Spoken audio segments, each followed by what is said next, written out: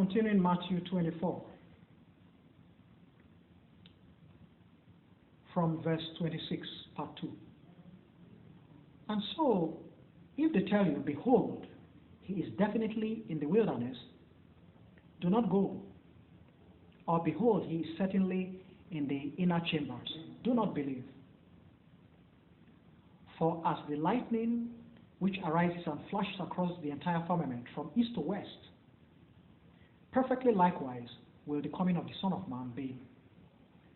For wherever there is a dead animal, the vultures soon assemble. Shortly after the trouble of those days, the sun will darken, the shining of the moon will fade, the stars will collapse from their places in space. Even the powers in space will quake.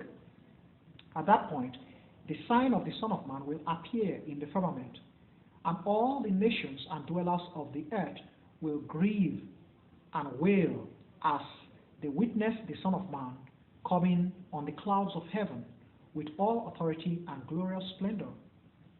A grand trumpet will be blown, and he will dispatch his angels to the four extremities of the land, and they will assemble his chosen ones from one end of heaven to the other end. Learn and understand this parable regarding the fig tree. When its branches become soft and tender, and you observe their leaves coming forth, you know definitely that summer is at hand. Similarly, when you observe these events coming, be aware that the time, that is the monarchy of the Lord God, is at hand. Truly I tell you now, the masses of humankind now living will by no means expire until all these events occur. Heaven and earth shall expire, but my words shall never expire. But regarding the precise day and hour, nobody knows a thing, not even the angels in paradise. Only my Father knows, being omniscient. But as it was in the era of Noah, sure enough, it will be perfectly likewise in the coming of the Son of Man.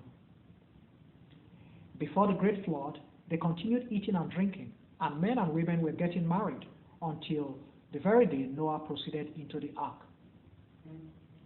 And they were not aware until the great flood arose, and they were all doomed. This is precisely how the coming of the Son of Man will be. At that point, two men will be busy in the field. One will be removed while the other remains. Two women will be busy grinding together. One will be removed while the other remains. And so keep watch. For you are not aware what day or at what precise point your master will come. But be aware of this, that if the owner of the home was aware when the robber would come, he would have been alert and kept watch and not let his residence be vandalized. And so you should be prepared, for the Son of Man will arrive at a time you do not anticipate. Now, who is the loyal and wise worker? He is the man the superior will place in authority to govern the household and provide the rest of the workers their allotment of the sustenance at the right time.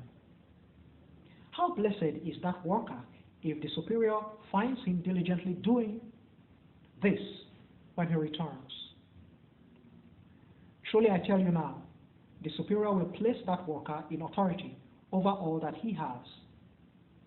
But if that worker is an evildoer and thus tells himself that the superior is delaying coming back, and he begins to abuse and batter his fellow workers, male and female, and to eat and drink greedily and get drunk, the superior of that worker will suddenly return one day when the worker does not expect him, and at an hour he cannot imagine. The superior will cut him into pieces and penalize him fully with the hypocrites. There will be sorrow and wailing and grinding of teeth.